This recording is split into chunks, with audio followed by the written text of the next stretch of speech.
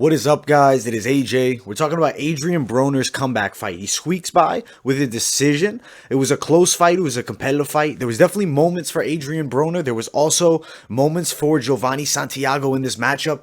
Super impressive for Santiago, a guy with only now 16 professional bouts. Really gave Broner all the work he could handle.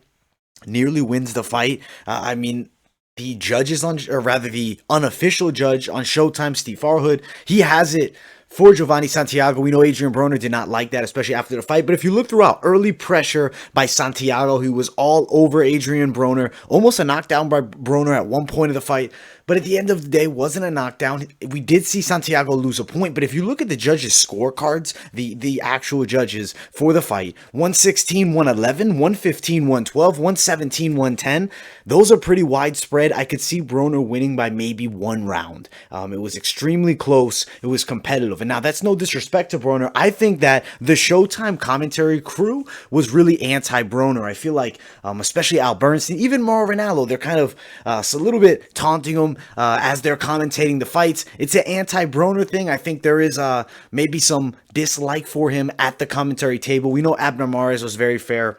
He's a good fighter, and he knows Broner has world championship material and potential, and he's actually been in the ring before fighting, unlike Al Bernstein, Mauro Ranallo. Granted, both are decent commentators, but a little bit anti-Broner. Not to say Jovanie Santiago didn't have an amazing fight. He looked good, but let's give Adrien Broner respect. 2 years off, comes back, does win a fight against a young, hungry, undefeated prospect who was really pushing his way to contendership. I think Jovanie Santiago is a very skilled fighter with a bright future.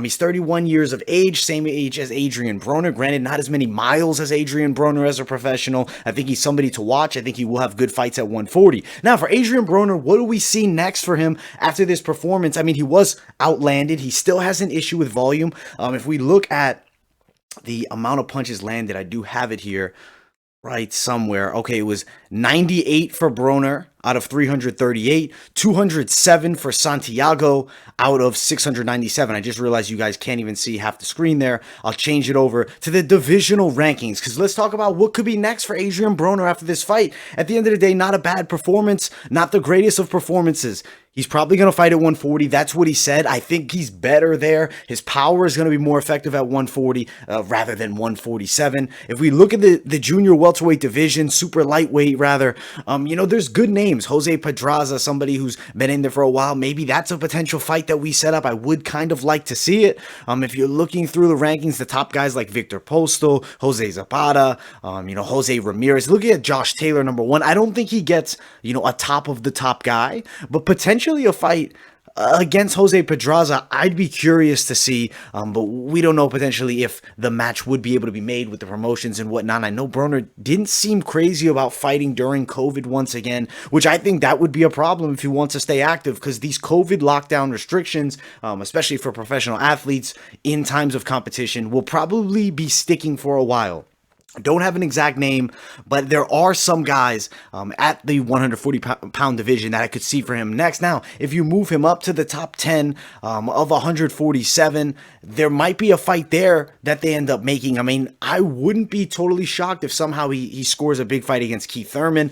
The name Adrien Broner has a lot of value to it, whether he's having great performances in the ring or not. And I do think Broner is going to earn himself another big fight at some point. The name, who knows? If it's at 147, though, could definitely score himself a big fight just with that Adrien Broner name value at 140 as well, but less money fights for him there. But we'll see what's next for Broner. I was fairly impressed by his comeback. I do think they give Broner a harder time than he deserves. He is a good fighter, and he does still have potential fights. He has a lot left in the tank. I know the volume is a bit of an issue. Maybe can get figured out. I don't think it will. That's why if he drops a weight class, maybe he'll have more power. We'll see Broner getting some stoppage wins. But overall, was a good fight between these two. Very entertaining boxing match here. Thank you guys all so much for watching. Make sure you guys smash that like button. Subscribe to the channel. Also, guys, follow my social media, Instagram, Twitter. And I will see you all in the next video.